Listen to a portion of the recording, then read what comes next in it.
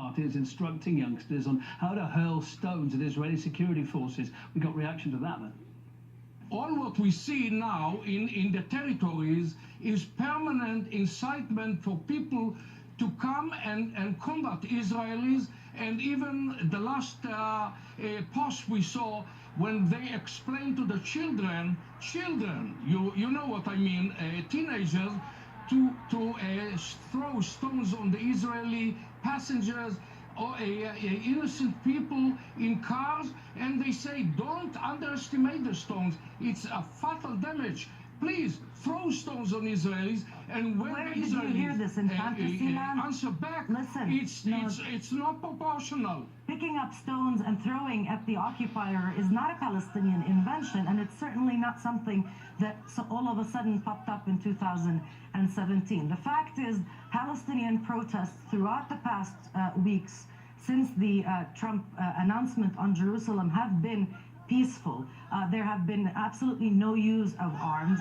While the Israelis have used live fire, they have used tear gas disproportionately and in a manner that many have said is not in line with international law or the standards used usually by other law-abiding states. We are not waking up in the morning looking for Palestinians to kill or to shoot.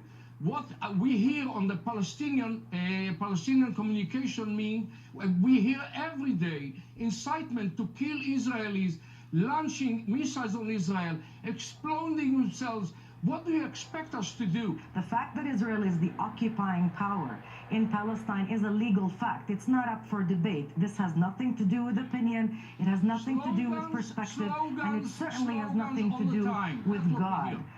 What happens every day in Palestine is a Palestinian population confronting a military that is basically the regional superpower, a military that has control over every aspect of life for Palestinians.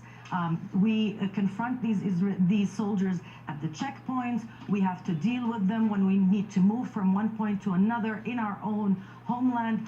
They decide whether we can build our homes or not, whether we can keep our schools. The control is absolute. We do not need any recognition from anybody. This is our capital, and I believe that someday if Palestinians will come to negotiate us, instead of using terror against us, they'll have a capital in Ramallah. For the first time in history, Palestine will have a state side by Israel, and this is what we aim to. Well, one